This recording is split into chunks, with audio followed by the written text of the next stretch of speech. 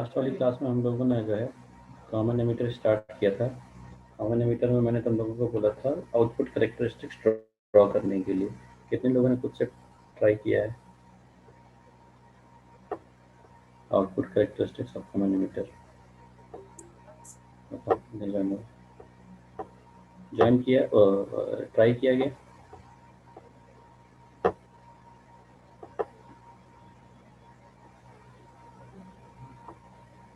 हाँ बताओ,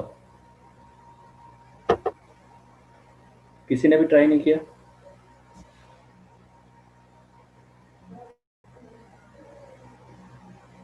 अरे भाई ट्राई किया है तो हाँ बोलो, नहीं किया तो नहीं बोलो। ऑडिबल नहीं है क्या?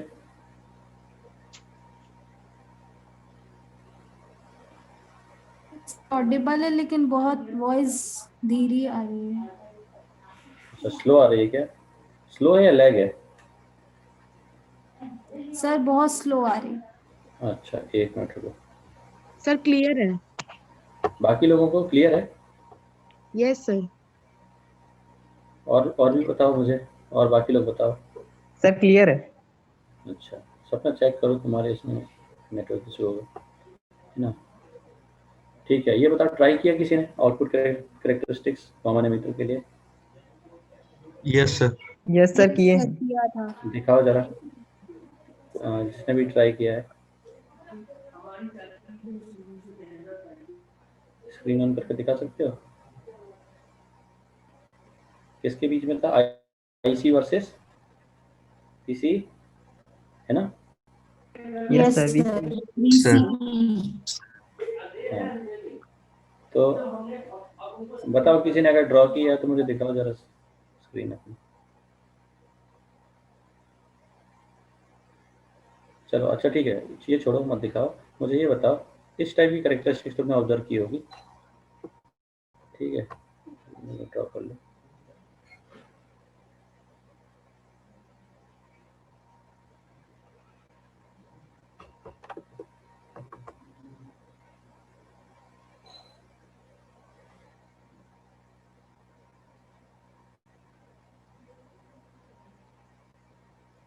सर सैचुरेशन रीजन था जो वो शिफ्ट हो रहा था इस side as compare to common base. ठीक है, एग्जैक्टली यही क्वेश्चन है मेरा कि यहाँ पे सैचुरेशन रीजन क्यों है। ठीक है, जितने लोगों ने ड्रॉ किया एक बार देखो क्वेश्चन क्या है कि जब हम सैचुरेशन रीजन की बात करेंगे, दिस इज कट ऑफ, ठीक है? ये हो गया तुम्हारा कट ऑफ रीजन, ये हो गया सैचुरेशन वाला एक्टिव, ठीक है? लिख देते हैं this is cut off, this is saturation and this is active। अब मुझे ये बताओ कि यहाँ पे सैचुरेशन की अगर बात करें तो हमने जैसे वहाँ पे नोटिस किया था कि when emitter base junction EBJ forward wise, ठीक है, and collector base junction forward wise, this implies जब एमीटर बेस और दोनों जंक्शन जब फॉरवर्ड वाइज होते हैं तो स्टेट क्या होती है ट्रांजिस्टर की? सैचुरेशन। सैचुरेशन। ठीक है, तो यहाँ पे जो रीजन है वो थोड़ा शिफ्ट हो चुका है। शिफ्ट मतलब राइट साइड में। कि किसी Yes, को ये sir. रीजन पता है क्यों हो रहा है ऐसा? कोई बता सकता है?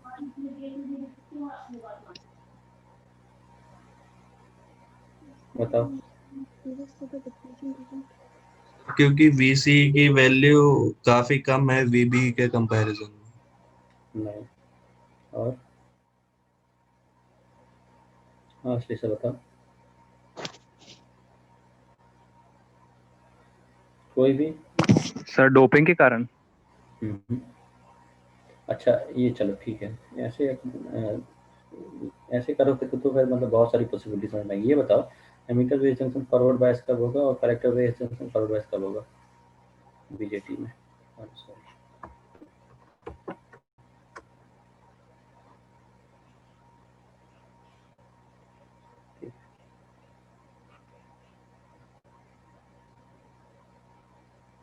ये बीजेटी है,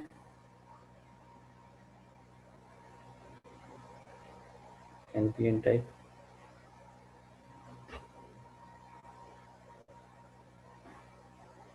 ऐसे ही होना चाहिए एनपीएन के लिए।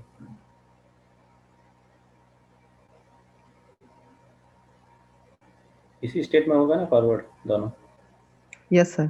जेई जेसी। अब मुझे यहाँ पे एक चीज़ बताओ कि चलो ठीक है, तो फॉरवर्ड हमने बात कर ली, तो वी बी पॉजिटिव होना चाहिए और वी सी बी क्या होना चाहिए? Collector base emitter, V C B क्या होना चाहिए इस सर केस में? नेगेटिव। नेगेटिव। ये सभी लोगों को क्लियर है? Yes sir. अब यहाँ वोल्टेज क्या दिया हुआ है? Instead of V C B क्या दिया हुआ है? VCE। ठीक है, ठीक है, थोड़ा सा नीचे आते हैं। ये तुम लोगों को मैंने उस दिन बताया था, ये तुम लोगों को बनना चाहिए था।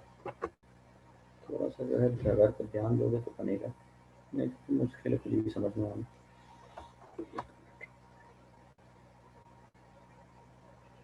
ये है आपका बीजेटी, कॉमन एमीटर रहते हैं, यहाँ एमीटर रख देते हैं। ठीक है, ये है कॉमन एमीटर कॉन्फ़िगरेशन, एक सप्लाई एमीटर बेस के बीच में सच दैट जेई फॉरवर्ड हो। ठीक है, तो N P N, P N negative, ये पॉजिटिव, वी बी ई। यहाँ पे देखते हैं कलेक्टर और एमीटर के बीच में दूसरी सप्लाई है, तो यहाँ लेके कनेक्ट कर दिया हमने, वी सी ई किया तो V C E, emitter grounded common. ठीक है, तो इस टाइप का कनेक्शन है तुम्हारे पास। अब यहाँ ध्यान से देखो, क्योंकि जंक्शन जेसी सर जो है, हाँ सर, जैसे हम लोग वहाँ पे VCB को इंक्रीज कर रहे थे, तो उससे हाँ, VCE को कोरिलेट करेंगे क्या? बिल्कुल बिल्कुल, यही जो है आप लोगों को समझना ज़रूरी है कि अगर आप पीसीबी की बात करोगे तो यहाँ वीसीबी डायरेक्टली दिखाई नहीं दे रहा, बट वीसी का फंक्शन है वीसीबी। Yes sir. ठीक है, तो वीसी ऐसे लिख सकते हैं, VCE VCB is a function of VC, तो when you are changing VC, VCB will also change. ठीक है, चेंज। तो देखते हैं यहाँ पे जरा, वैसे तो ऑब्जर्व करके ही तुम लोग बता सकते थे। अब ध्यान रखो जरा, वीसी की बात करें तो किसके बीच में लगा हुआ? कलेक्टर और एमीटर के बीच में। ठीक है, बेस एमीटर के बीच में वीबी, और कलेक्टर बेस के बीच में हो जाता है वीसी बी। ठीक है, तो वीसीई को मैं क्या लिख रहा हूँ, ध्यान दो, ये वीसी या फिर वीसीबी को लिख देते हैं डायरेक्टली, वीसीबी को लिख देते हैं। ठीक है, क्योंकि वीसीबी को हम चेंज करना है, तो वीसीई प्लस या माइनस माइनस वीबी माइनस वीबी। माइनस वीबी। ठीक है, कैसे लिखा आप समझो ध्यान से, कैसे लिखने को ध्यान से देखो। यहाँ इसको लिखूंगा तो मैं वी सी माइनस वी होगा ये, और ये हो जाएगा minus V B minus V. तो क्योंकि वी को कैंसिल आउट करना है, सी बी लेके आना है, तो सी ई और बी ई में से ई कैंसिल होना चाहिए।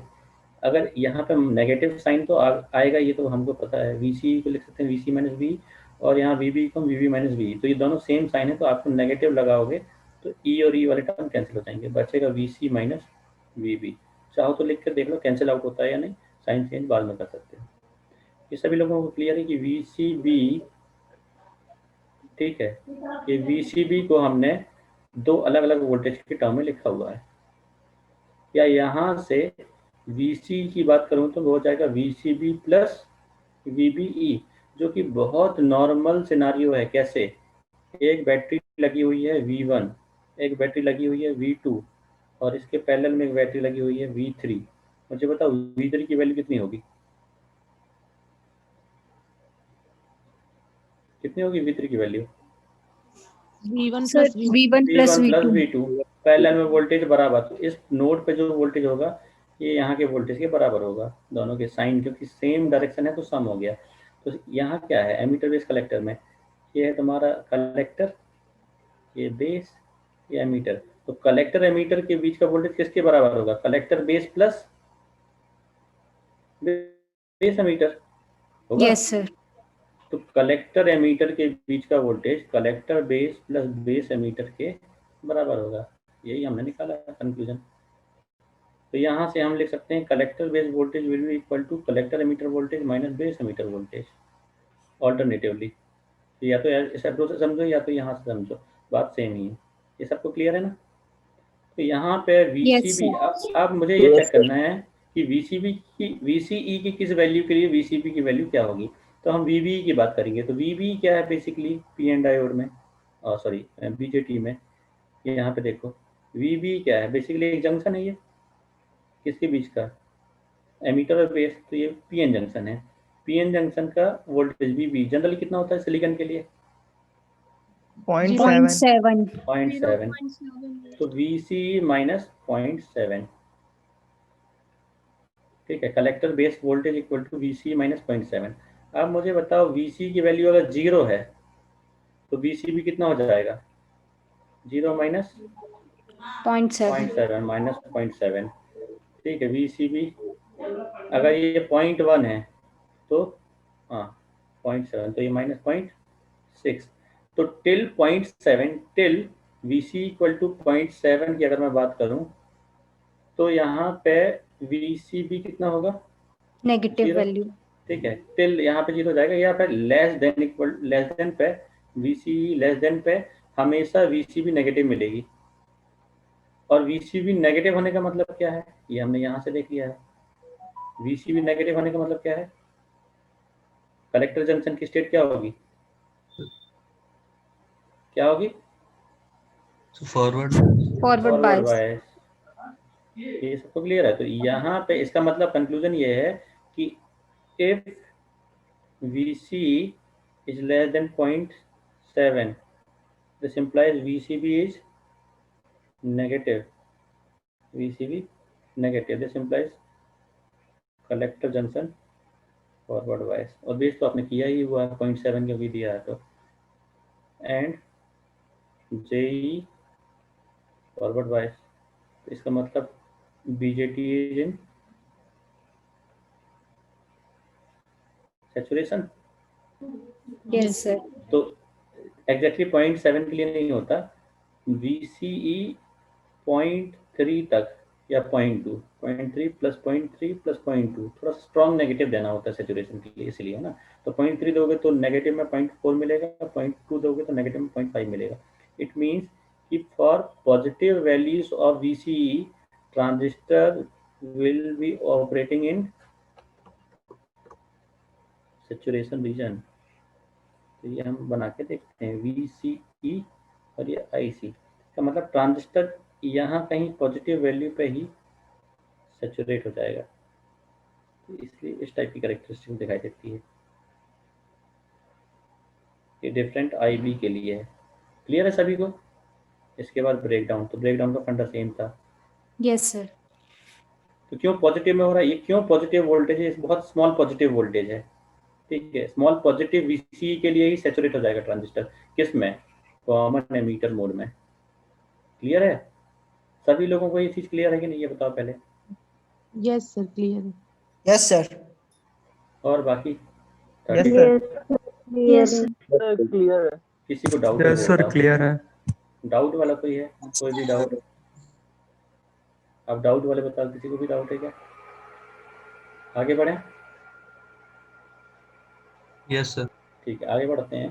तो हमने ये देख लिया कॉमन एमीटर मोड के लिए इनपुट ये हो जाएगा आउटपुट कैरेक्टरिस्टिक्स।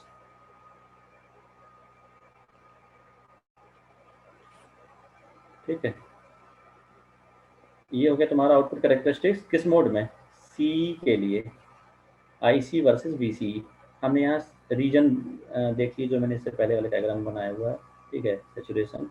तो यहाँ बस एक ही चेंज होता है कॉमन एमीटर में कि शिफ्ट हो जाती है थोड़ी सी तुम्हारी सैचुरेशन रीजन पॉजिटिव में। उसका कारण ये नहीं है कि VCE अब पॉजिटिव वोल्टेज में हो, उसका कारण ये है कि even VCE is positive VCB will be negative. ठीक है, मतलब VCE की कुछ पॉजिटिव वोल्टेज पे भी VCB नेगेटिव होता है और VCB ही जंक्शन की स्टेट डिसाइड करेगा, ना कि VCE। Indirectly you are giving VCB। ठीक है, VCE की हेल्प से। तो ये हो गया। अब आते हैं करेंट्स पे। तो हमने करंट की एक इक्वेशन पढ़ी हुई है, मतलब गेन की बात कर रहा हूँ मैं। हमने कॉमन बेस इसके पहले पढ़ा हुआ है। तो कॉमन बेस में जैसे देखो मैं कॉमन बेस बोलता हूँ तो बचते क्या है, करंट। अगर बेस कॉमन हो गया तो करंट कौन कौन से बचे, कैसे ध्यान रखना वो समझो। कॉमन बेस बोला तो बची हुई करंट क्या क्या बची, कलेक्टर और एमिटर करंट। तो आउटपुट कहाँ होता है हमेशा, कलेक्टर एमीटर में, कलेक्टर। कलेक्टर में। तो output current divide by input input current. Current, input current. ठीक है, कॉमन बेस में। तो इसको हमने पार्शियल चेंज के फॉर्म में बताया था, del I C divide by del I. तो ये करंट गेन है। क्यों करंट गेन है, व्हाट इज गेन, गेन क्या आउटपुट बाय होता है, output divide by, output by input. ठीक है। तो इसके आगे वोल्टेज गेन भी हो सकता है, करंट गेन भी हो सकता है, ठीक है, पावर गेन भी हो सकता है। 3 गेन होते हैं, power gain, voltage gain, current gain. तो कौन सा गेन है, डिपेंडिंग अपॉन पैरामीटर। तो हम यहाँ करंट गेन की बात करें, बीजेटी में करंट गेन जो होता है ये है करंट गेन। ये करंट गेन, इसका नाम क्या है, कॉमन बेस करंट गेन। इसको हम डिनोट किससे करते हैं, अल्फा। टर्म क्या था, अल्फा से, अल्फा से सर। ठीक है, पार्शियल चेंज। और एक इक्वेशन हमने पढ़ी हुई थी अल्फा के टर्म में, क्या है इक्वेशन, फाइनल इक्वेशन हमेशा याद रखना तुम लोगों को, I C equal to alpha I E plus I C B. Plus I C B equal I C B ICB। ओ वी, है ना। आई सी बी या आई सी बी एक्चुअली नहीं लिखते, या तो आई सी ओ लिखते हैं या आई सी बी ओ। ओ हमेशा ध्यान रखना, ठीक है। तो ये है तुम्हारा लीकेज करंट। ये इक्वेशन थी हमारी, ये किसके लिए होगी valid, common base. Common base. Common base के लिए। क्यों, क्योंकि कलेक्टर और एमीटर के बीच का रिलेशनशिप है ये, है ना। कलेक्टर करंट और एमीटर यस करंट बचे। तो ये आपको देख के समझना है कि दो करंट कौन सी दी हुई हैं, जो दी होंगी, ठीक है, उससे आपको पता लग जाएगा कि बची हुई करंट क्या है। तो बेस करंट यहाँ पे नहीं है, आई भी नहीं है, तो कॉमन बेस जो नहीं है दैट इज कॉमन, हिडन है अभी। अब क्योंकि हमने कॉमन एमीटर कॉन्फ़िगरेशन यूज किया है, तो यहाँ कॉमन एमीटर का करंट गेन क्या होगा, कुछ और होगा। ये I same C by I B. हाँ, ये आई सी बाई, ये क्या होगा, del I C by del IB। I B, ठीक है। हमेशा डेल मतलब पार्शियल चेंज होता है, I C divide by I B, ध्यान मत रखना, ठीक है। तो del I C divide by del I B, इसको हम डिनोट करते हैं बीटा से। तो कॉमन एमीटर के केस में जो करंट गेन है that is denoted by beta, and it is a ratio of partial change in collector current to the partial change in base current. ये रेशियो होता है कलेक्टर चेंज के partial change और base current के partial change का, beta, ठीक है। तो beta is common emitter current gain, बहुत इंपॉर्टेंट है ये। तो इसको हम डिराइव करेंगे, इसकी वैल्यू कैसे निकालेंगे, या इसकी इक्वेशन भी हम फाइंड करेंगे। तो बीटा हमने पता कर लिया, ठीक है, जैसा हमने अल्फा किया था उससे बीटा आ गया, ठीक है, रिलेट करके कि करेंट्स क्या हैं इनपुट और आउटपुट की। तो gain is always ratio of output to the input, और पार्शियल चेंज, तो पार्शियल चेंज हमने आउटपुट और इनपुट का कर दिया। अब यहाँ पे आती है रिलेशनशिप की बात। तो रिलेशनशिप हम इसी इक्वेशन का यूज करके निकालेंगे। तो देखो कैसे निकाल रहा हूँ मैं। मुझे पता है कॉमन एमीटर में क्या नहीं होना चाहिए, क्या नहीं होना चाहिए, emitter current, yes sir, emitter current को एलिमिनेट ठीक है। तो करेंगे। वी विल एलिमिनेट आई, ठीक है। तो आई की वैल्यू हमने लिख दी आई बी और आई सी के फॉर्म में, ये लिख सकते हैं, यस सर। ठीक है। तो यहाँ से आई सी कॉमन आ गया, लेफ्ट साइड लेके जाओ यहाँ से, तो बचेगा 1 1 minus minus alpha. Equal to alpha times I B plus I C B naught. तो आई सी की वैल्यू क्या होगी, alpha upon 1 minus alpha times I B plus I C B naught upon 1 minus alpha. और क्या, और यहाँ से finally I C will be equal to, इस टर्म को बोलते हैं बीटा, ठीक है, ध्यान रखना, बीटा टाइम्स आई बी। तो अगर ये टर्म बीटा है तो 1 अपॉन 1 माइनस अल्फा क्या होगा, अगर alpha upon 1 minus alpha equal to beta है तो 1 अपॉन 1 माइनस अल्फा कितना होगा, जल्दी से निकाल के बताओ, मैथ लगाओ। Beta by alpha. नहीं नहीं, बीटा के टर्म में बताना है, ओनली बीटा। Beta plus 1। हाँ, 1 प्लस बीटा, ठीक है। सभी लोगों को क्लियर है कैसे आ रहा है, यस सर। कैसे करके लेके आएंगे, देखो क्रॉस मल्टीप्लाई करके, beta minus alpha beta, alpha into 1 plus beta equal to beta. ठीक है, अपन को निकालना क्या, 1/1 गलत निकाल दिया क्या? हाँ ठीक निकाला है, बीटा अपन 1 प्लस बीटा। ठीक है, तो यहाँ से तुम 1/1 माइनस अल्फा निकाल सकते हो। अल्फा ये है तो 1/अल्फा क्या हो जाएगा, पहले निकाल लो 1 माइनस अल्फा। ठीक है, यहाँ से तो 1 माइनस अल्फा कितना हो जाएगा, 1 minus beta upon 1 plus beta, तो 1/1 प्लस बीटा ये हो जाएगा 1 माइनस अल्फा इक्वल टू, तो रेसिप्रोकल 1/1 माइनस अल्फा का 1 प्लस बीटा। सभी क्लियर है यहाँ? बता दो जल्दी से, क्लियर है कि नहीं? Yes sir. Yes sir. Cross multiply करके निकाला जा सकता है, कोई बहुत बड़ी चीज़ नहीं मैथमेटिक्स है क्रॉस मल्टीप्लिकेशन का। Yes sir. तो हमारी वैल्यू सामने निकाल दी है, फाइनली वी विल रिप्लेस कर देते हैं। आई सी इक्वल टू क्या हो जाएगा, beta times I B plus 1 plus beta times I C B. ICBO ठीक है, तो अब देखो ये कॉमन बेस की लीकेज करेंट है, इसके साथ 1 प्लस बीटा मल्टीप्लाई किया है, क्योंकि हम कॉमन एमीटर मोड यूज कर रहे हैं तो अब इसको हम उसी फॉर्म में डिनोट कर सकते हैं, I C E O. This can be written as I C E O, मतलब leakage current in common emitter mode. ये मैच कर रहा है उसी रिलेशनशिप से जो हमने इससे पहले डिराइव किया है। ये क्लियर है? Yes sir. वहाँ आता है I C equal to alpha times I E plus I C B not, और यहाँ I C equal to beta times I B plus I C E not. तो यहाँ से आई सी ओ और आई सी बी को, आई सी बी ओ का relationship क्या निकलेगा, I C E O equal to 1 plus beta times I C B O. तो कभी कभी आपको ये दिया होगा, ये निकालने की जरूरत हो सकती है न्यूमेरिकल क्वेश्चन में। ठीक है,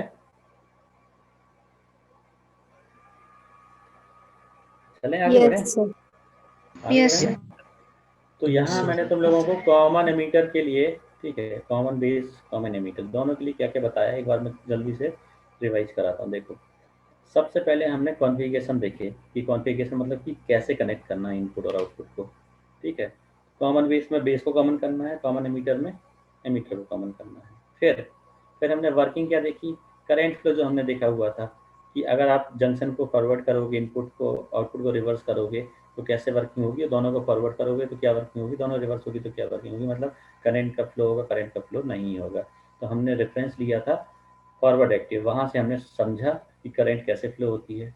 तो करंट फ्लो मैकेनिज्म जो है आपने ब्रॉडली पढ़ लिया, दोनों केसेस के लिए क्लियर है, वो दोनों केस में अप्लाई होगा, तीनों के लिए, कॉमन कलेक्टर में भी सेम होगा। ठीक है, तो इसको अभी मैं ये नहीं बताऊंगा, ये तुम लोगों को करना है। फिर इसके बाद हमने क्या किया, ठीक है, तो यहाँ मैं लिखते जाता हूँ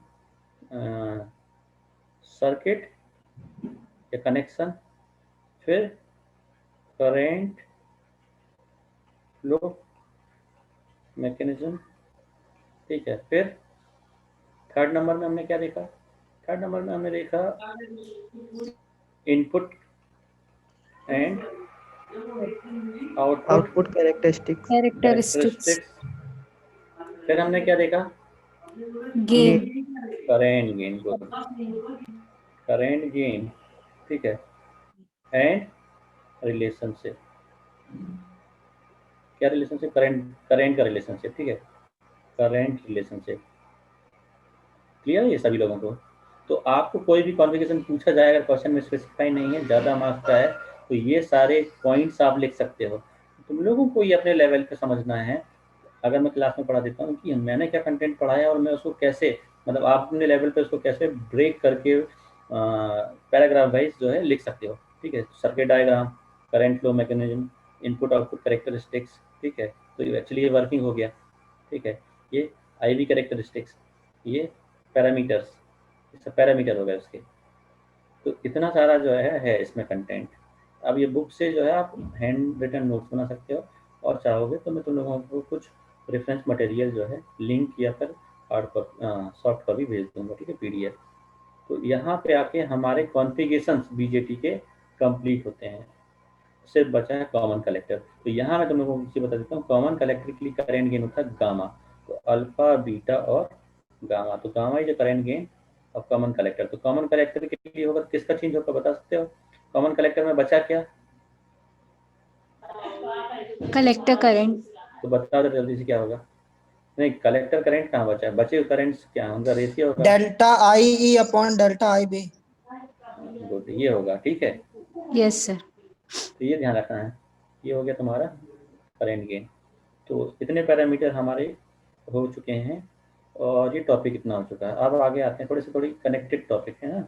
यहाँ मैं तुम लोगों को कुछ चीज़ें छोड़ रहा हूँ मतलब कि एक्चुअली ये पार्ट ऑफ सिलेबस नहीं है स्टिल, ठीक है। नॉलेज होना चाहिए, क्या क्या चीज़ें मैं तुमको बताता हूँ, मेरे को ध्यान दिलाना, ठीक है, क्योंकि बहुत सारी चीज़ें ऐसी होती हैं जो सिलेबस में नहीं है, बताना भी है, बट टाइम की लिमिटेशन है। ऑलरेडी हमारा लेक्चर नंबर 44 होगा आई थिंक ये, और देखा जाए तो 2.5 यूनिट कंप्लीट हुई है। तो सोच सकते हो कि सिलेबस एक्चुअली हम लैग तो थोड़ी बहुत कर भी रहे हैं, बट सिलेबस बहुत जो है ज़्यादा दिया हुआ है। मतलब अगर कोई पढ़ाने बैठे तो वो सिलेबस एक्चुअली 5 की जगह 8 यूनिट का सिलेबस है। पहली यूनिट ही 2 यूनिट के बराबर है, थर्ड यूनिट 2 यूनिट के बराबर है, फोर्थ और फिफ्थ को मिला दें तो कुल मिला के कम से कम 3 या 3.5 यूनिट बन जाएंगी। सिर्फ सेकेंड यूनिट थोड़ी सी छोटी है। तो यहाँ पे क्या छोड़ रहा हूँ मैं, input resistance, output resistance, current gain, voltage gain. तो ये कोई पैरामीटर डिराइव नहीं करेंगे क्योंकि ये पूरा एनालॉग सर्किट का पार्ट है, ठीक है। एक्चुअली सिलेबस में है भी नहीं, बट ये आइडिया होना चाहिए कि कॉमन एमीटर के लिए, कॉमन बेस के लिए, कॉमन कलेक्टर के लिए ये पैरामीटर की वैल्यू कहाँ हाई कहाँ लो होती है, ठीक है। और पावर गेन भी लिख सकते हैं, करंट गेन, वोल्टेज गेन। और तो पावर गेन को ऐसे जो है ए पी के फॉर्म में नहीं लिखते, इन दोनों का मल्टीप्लिकेशन होता है पावर गेन। तो तुम लोग अगले वाली क्लास में ध्यान रखना कि ये देख क्या थोड़ा सा मुझे बताने में, जब मैं बताऊंगा ना तुम रिलेट कर पाओगे कि किस केस में क्या क्या कम है क्या ज़्यादा है। बस मैं हाई लो के फॉर्म में बताऊंगा, एग्जैक्ट वैल्यू एसी एनालिसिस में तुम लोग निकालोगे 4 सेमेस्टर एनालॉग सर्किट में। तो ये अभी मैं जो है तुम लोगों को बस हाई या लो या मीडियम किस टाइप से होती है, वैल्यूज़ क्यों होती है, ये समझाऊंगा। अगर तुम पढ़ के आओगे तो ये डिपेंडेंट पैरामीटर, अगर तुम खुद अपनी तरफ से इनपुट दोगे तो मैं ये पढ़ाऊंगा, नहीं तो नहीं पढ़ाऊंगा, ये किसी ज़रूरत नहीं है। क्योंकि अब आगे आते हैं हम लोग बीजेटी में हमने कॉन्फ़िगरेशन स्टार्ट किया, कॉन्फ़िगरेशन पूरा कंप्लीट हो चुका है। अब बहुत इंपॉर्टेंट टॉपिक है, ठीक है, BJT as an amplifier. BJT को एम्पलीफायर जैसे जनरली हम यूज करते हैं, बीजेटी की जो मेन एप्लीकेशन है उसकी बात कर रहा हूँ मैं, बीजेटी एज एन एम्पलीफायर। तो कैसे बीजेटी एम्पलीफायर जैसे बिहेव करेगा, ठीक है, ये आप लोगों को देखना है। बीजेटी एम्पलीफायर जैसे बिहेव कैसे करता है, ये थोड़ा सा जो है कॉम्प्लेक्स टॉपिक, कॉम्प्लेक्स मतलब कि डिपेंडेंट है, और थोड़ा सा दिमाग जो है ध्यान से सुनना लगाना है ना, तब समझ में आएगा। अब पहली एक चीज़ बताओ मुझे, बीजेटी के रीजन्स ऑफ ऑपरेशन हमने समझ लिए, ठीक है। 3 रीजन ऑफ ऑपरेशन है जहाँ बीजेटी ऑपरेट होता है, कौन कौन से हैं वो? Saturation, active, cut off. और कट ऑफ, ठीक है, सभी लोगों को क्लियर है। ये 3 रीजन है ब्रॉडली, एक और है जिसको हम पढ़ते नहीं हैं। तो अब रीजन ऑफ ऑपरेशन की अगर मैं बात करूं तो बीजेटी को जैसे हम बोल रहे हैं ना अभी कि किसी भी रीजन में है, तो ये कैसे डिसाइड होगा कि बीजेटी किस रीजन में ऑपरेट हो रहा है। बीजेटी का ऑपरेशन रीजन जो है हम कैसे डिसाइड करेंगे, एम्पलीफायर को भी छोड़ देते हैं, हम बात कर रहे हैं ऑपरेटिंग रीजन की। तो बीजेटी किस रीजन में ऑपरेट हो रहा है वो कैसे हम लोगों को समझ में आए। मैं यहाँ पर रेफरेंस ले रहा हूँ कॉमन एमीटर एनपीएन टाइप, ठीक है। हमेशा हम एनपीएन की बात कर रहे हैं, आगे समझो करेंट फ्लो मैकेनिज्म के बाद मैंने हमेशा रेफरेंस एनपीएन को लिया है, क्योंकि एनपीएन ही जनरली यूज होता है। क्यों यूज उसका कारण है, एन 2 एन है, मतलब इलेक्ट्रॉन्स का जो है फ्लो होगा, ठीक है। और इलेक्ट्रॉन की मोबिलिटी जो है ज़्यादा होती है, हाई होती है होल से, इसलिए इलेक्ट्रॉन के डिवाइस यूज किए जाते हैं जिनमें इलेक्ट्रॉन ज़्यादा है, ठीक है। बाईपोलर अगर है तो, अगर यूनिपोलर है तो इलेक्ट्रॉन ही होगा, बाईपोलर है तो होल भी होंगे। पीएनपी में होल ज़्यादा होंगे तो जो मोबिलिटी है वो कम होगी, तो मोबिलिटी कम होगी, इलेक्ट्रॉन की जगह होल धीरे मूव करेंगे, तो जो रिस्पॉन्स टाइम होगा डिवाइस का वो कम होगा, मतलब कि वो स्लो होगा डिवाइस, ठीक है। तो 2 मोबाइल अगर आपने यूज किए हैं, एक का एसओसी जो है बना हुआ है इलेक्ट्रॉन वाले कंपोनेंट से, जिसमें मतलब इलेक्ट्रॉन मेजॉरिटी है, और दूसरे का होल है, होल बेस्ड। ऐसे होल बेस्ड बनते ही नहीं है, ठीक है, स्टेट कंपेरिजन में बता रहा हूँ। तो दोनों में जो है फास्ट होगा आपका इलेक्ट्रॉन बेस्ड वाला, जो इलेक्ट्रॉन को यूज कर रहा है मोस्टली, ठीक है। तो यहाँ आते हैं हम रीजन ऑफ ऑपरेशन की। तो देखो जरा ध्यान से, स्ट्रक्चर की बात करते हैं पहले। कॉमन एमिटर सब कुछ रेफरेंस है, ठीक है।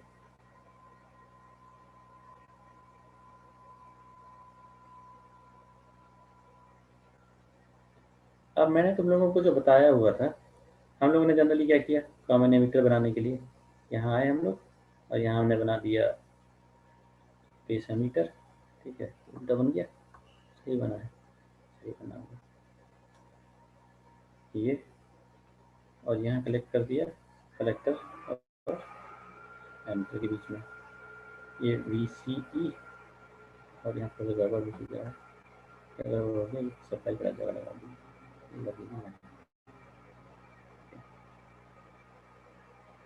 यहाँ पे लगा दिया हमने और एक यहाँ लगा दिया। तो ये हो गया VC और VBE, इसकी पोलैरिटी ऐसे ये नेगेटिव होगा। ठीक है, खैर यहाँ पे मैंने तुमको सिर्फ बैटरी के फॉर्म में बताया हुआ है। अब डायोड भी जैसे हम लोगों ने पढ़ा, ठीक है, तो डायोड को अगर हम ऐसे कनेक्ट करते हैं क्या, डायोड को यहाँ तुम लोगों को मैंने कुछ बताया था, किसको ध्यान है, बैटरी डायरेक्ट कनेक्ट कर सकते हैं कि नहीं कर सकते, बैटरी का कनेक्शन डायरेक्ट हो सकता है, नहीं हो सकता, रेजिस्टेंस लगेगा। गुड, ठीक है, रेजिस्टेंस लगाते हैं, तो हमेशा रेजिस्टेंस लगाते हैं, उसको हम बोलते हैं बायसिंग रेजिस्टेंस। तो यहाँ बीजेटी के साथ भी सेम कहानी होती है, यहाँ बायसिंग रेजिस्टेंस लगे होते हैं।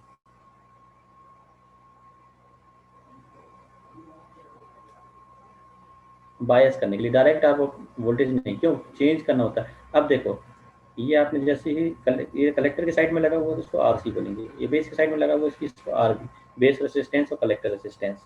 ठीक है, ध्यान से समझना, ये बहुत इंपॉर्टेंट चीज बता रहा हूँ मैं आपको। तो बेस एमीटर वोल्टेज कहाँ पे होता है और कलेक्टर एमीटर वोल्टेज कहाँ पे होता है, बताओ जरा, टर्मिनल आइडेंटिफाई करो पहले। दिस इज कलेक्टर, ठीक है, दिस इज बेस, ट्रांजिस्टर के पास लगा हुआ जो लैग होगा, that lag is collector base and emitter, this is emitter। तो बेस एमीटर वोल्टेज का मतलब क्या होता है, बिटवीन बेस एंड एमीटर। तो बेस एमीटर कहाँ पे होगा, हाँ यहाँ होगा बेस और एमीटर का वोल्टेज। कलेक्टर एमीटर कहाँ होगा, कलेक्टर एमीटर होगा यहाँ। तो अब ये वोल्टेज कलेक्टर एमीटर के बराबर नहीं है, क्यों, क्योंकि बीच में RC लगा है, RC भी ड्रॉप करेगा। तो इस वोल्टेज को कलेक्टर की साइड लगा हुआ इसको मैं VCC बोलूँगा, सप्लाई, और क्योंकि ये बेस की साइड लगा है इसको VBB, this is base voltage, ठीक है, this is collector voltage, CC और BB, मतलब इनको हमने लगाया हुआ है ताकि कलेक्टर एमीटर वोल्टेज मिल सके इस पॉइंट पर, यहाँ बेस एमीटर। तो indirectly we are giving base emitter using this VBB and we are giving VCE using this VCC, ठीक है, along with these resistance RB and RC। तो ये बायस रेसिस्टेंस है, these are बायसिंग। बायसिंग क्या होती है आगे देखेंगे, रेसिस्टेंस, ठीक है, मतलब हम डायरेक्टली फेड नहीं कर सकते, बीजेटी बंद हो जाएगा, मतलब क्योंकि वो भी PNP NPN जो भी आप ट्रांजिस्टर लेते हो वहाँ जंक्शन होते हैं, जंक्शन पर ब्रेक डाउन हो जाएगा, डायरेक्ट फीड नहीं करेंगे। ये क्लियर है सभी लोगों की, इस टाइप की सर्किट फॉर्म होगी जहाँ पे बेस एमीटर का इफेक्टिव वोल्टेज यहाँ बेस और एमीटर के बीच में होगा। ठीक है, और बेस करंट भी मार्क कर सकते हैं, बेस करंट क्योंकि एमीटर आउटवर्ड है तो बेस करंट इनवर्ड होगी IB, ये भी इनवर्ड होगी IC, ठीक है, ये आउटवर्ड IE। तो इस सर्किट में बेस एमीटर के बीच का वोल्टेज हमने टर्मिनल के बीच में लगाया हुआ है, इसको VBE नहीं लिख रहा हूँ। ये सभी लोगों को क्लियर है कि नहीं क्लियर है कि ऐसा क्यों किया, क्योंकि जैसे ही आप रेसिस्टेंस एंटर करोगे, समझो एक और सर्किट के साथ थोड़ा सा समझ में आ जाएगा जल्दी। अगर आप ऐसे कर दो, अगर आप इस तरीके से सप्लाई लगा दो तब तो कोई दिक्कत नहीं, ठीक है। अगर आप तरीके से सप्लाई लगा दोगे तो ये VCE लिख सकते हो और ये VBE, क्यों, क्योंकि ये बेस और एमीटर के बीच में है, हर जगह टर्मिनल सेम है, जब तक कंपोनेंट नया एंटर ना हो या इंसर्ट ना करो आप। यहाँ पे ये कलेक्टर ही होगा, यहाँ पे भी कलेक्टर है, इस पॉइंट पे भी कलेक्टर टर्मिनल है, यहाँ पे भी ये एमीटर है, यहाँ भी ये एमीटर है, ठीक है। बट ये देखो ये कलेक्टर, बट यहाँ एक रेसिस्टेंस एंटर कर दिया तो ये पॉइंट चेंज हो गया। Now this can not be written as C, ये कलेक्टर वाला पॉइंट नहीं है, क्यों, कलेक्टर वाला टर्मिनल यहाँ पे है एक्चुअली टर्मिनल ही, बट VC पॉइंट नहीं है, ये VC यहाँ तक होगा VC, ठीक है। यहाँ जैसे ही रेसिस्टेंस लगाया आपने तो अब जो सप्लाई होगी कलेक्टर और एमीटर के बीच में डायरेक्टली कनेक्टेड नहीं है, दिस इज कनेक्टेड यूजिंग और रेसिस्टेंस मतलब एक रजिस्टर के साथ लगाया हुआ है, तो ये सप्लाई अदर देन वीसीई कुछ भी हो सकती है, तो उसका नाम मैंने रख दिया अपने मन से सी 2 बार, क्यों? कलेक्टर के पॉइंट पे लगा हुआ है। ऐसे ही बेस में लगा के रखा हुआ है, तो बेस VBB, तो इफेक्टिव वोल्टेज जहाँ VBE होगा वो हमने मार्क कर दिया, और इफेक्टिव वोल्टेज जहाँ VCE होगा वो हमने मार्क कर दिया। ये सभी लोगों को क्लियर है क्या? Yes sir. Yes sir. कोई डाउट? Yes sir. हाँ ठीक है, डाउट Yes, वाले लोग sir. मुझे खुद से बता दिया करना। अब आते हैं अगला आगे।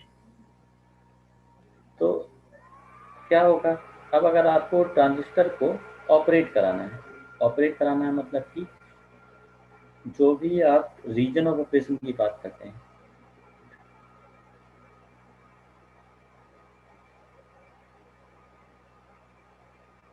ठीक है, जैसे मैं रीजन ऑफ ऑपरेशन की बात करता हूँ बीजेटी की,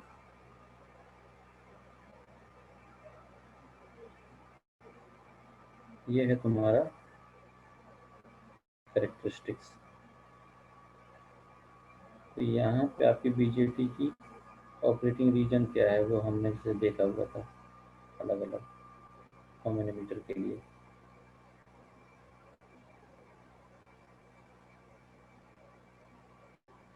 तो किस पॉइंट पे ऑपरेट, अगर आपका देखो कलेक्टर करंट है और ये कलेक्टर टू एमीटर वोल्टेज है, तो कलेक्टर टू एमीटर वोल्टेज और कलेक्टर करंट की वैल्यूज क्या हैं? अगर कलेक्टर करंट उस समय सपोज इतना है और एमीटर वोल्टेज इतना कुछ है, तो ऑपरेटिंग पॉइंट यहाँ पे होगा, ठीक है। अगर एमीटर वोल्टेज इतना है इतना, तो कलेक्टर की करंट रिड्यूस हो चुकी है, यहाँ कहीं आ चुका है, ठीक है। या ये कॉम्बिनेशन है, अलग अलग पॉसिबिलिटी है। देखो जरा एक बार ध्यान से, समझ में आ रहा है क्या बोल रहा हूँ मैं?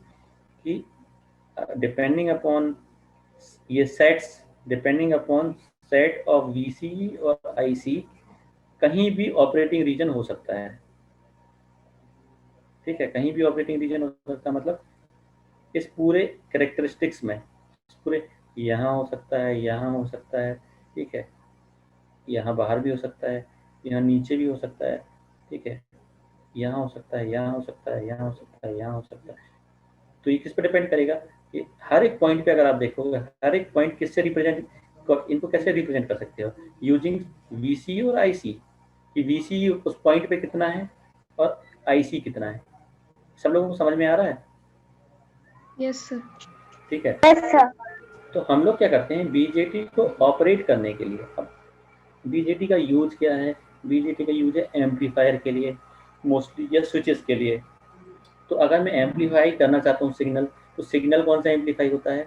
AC सिग्नल को हम एम्पलीफाई करते हैं, ऑल्टरनेटिंग सिग्नल। सब कुछ आपने बीजेटी को इनपुट में ये दिया, ठीक है, तो आउटपुट में आपको कुछ एम्पलीफाइड वर्जन मिल गया सिग्नल का, ये तो बीजेटी ने एम्पलीफाई कर दिया। तो सिग्नल कौन सा एम्पलीफाई हुआ? AC सिग्नल, ठीक है। AC इनपुट जो तुमने बीजेटी को दिया, उसका उसने AC आउटपुट जो है प्रोवाइड कर दिया, बट कौन सा आउटपुट है? ये एम्पलीफाइड, ये एम्पलीफाइड वर्जन है, ठीक है। तो ये तो बीजेटी का काम है, पर बीजेटी को खुद को ऑन करने के लिए, बीजेटी को ऑन करने के लिए भी तो कुछ पावर की जरूरत होगी। बीजेटी अपने आप तो ऑन होगा नहीं। तो बीजेटी को दो चीजें हैं, समझो। बीजेटी को खुद को ऑन करने के लिए सप्लाई की जरूरत है, और बीजेटी का काम क्या है? AC सिग्नल को एम्पलीफाई करना। तो अगर आप AC सिग्नल एम्पलीफाई करना चाहते हो, तो आपको पहले बीजेटी को क्या करना होगा? ऑन सप्लाई करना, देना पड़ेगा। हाँ, और ऑन करने के लिए सप्लाई देना होगा। तो ये सप्लाई कौन सी होती है? DC supply. तो क्लियर डिफरेंस तुम लोगों को समझ में आ गया कि बीजेटी में दो इनपुट होंगे, AC और DC। AC किस लिए होगा और DC किस लिए होगा, बताओ जरा। सी सिग्नल एम्पलीफाई करने के लिए इनपुट, हाँ, और डीसी बीजेटी को ऑन करने के लिए। गुड। तो बीजेटी को DC सिग्नल देते हैं ऑन करने के लिए, और AC सिग्नल देते हैं, जिस AC सिग्नल एक्चुअली बीजेटी को हम इसलिए दे रहे हैं ताकि वो एम्पलीफाइड वर्जन में आउटपुट में मिले। तो जो AC सिग्नल एम्पलीफाई हो रहा है यूजिंग दिस DC सप्लाई या यूजिंग बीजेटी ऑन जो है वो हो रहा है, तो इसको हम बोलते हैं बायस करना। बीजेटी को बायस, जैसे हमने डायोड को किया था DC सप्लाई लगा के, वैसे ही हम बीजेटी को भी बायस करेंगे। तो बायस करने पे जो आप सप्लाई देते हो डीसी सप्लाई, ठीक है, वो मैंने यहाँ पे मार्क किया हुआ था अभी थोड़ी देर पहले, तुम लोगों को ये सर्किट दिखाया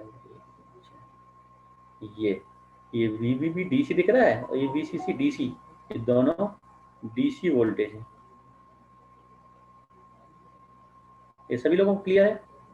yes sir.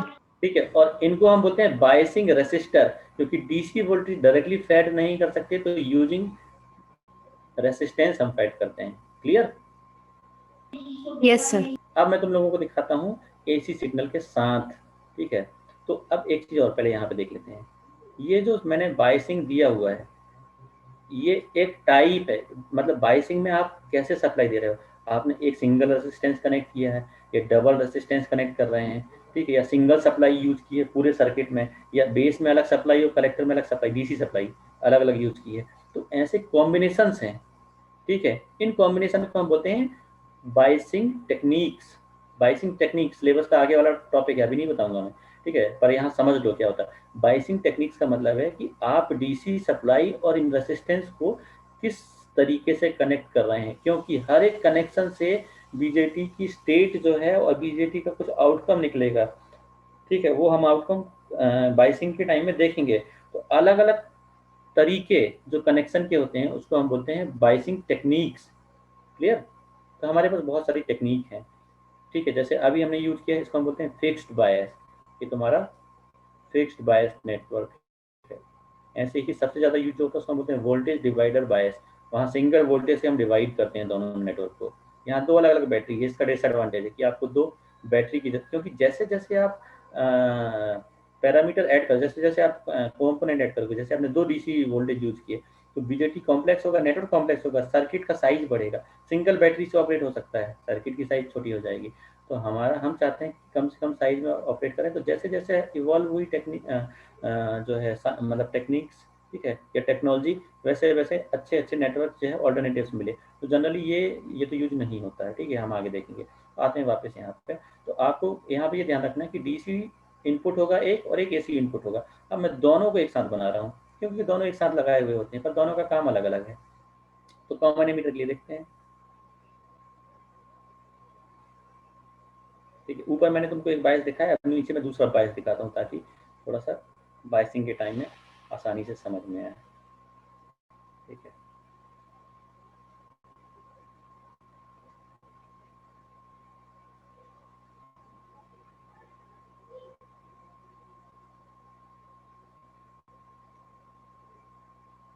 Grounded R2 R1 RE, ठीक है, और यहाँ पे RC भी होता है।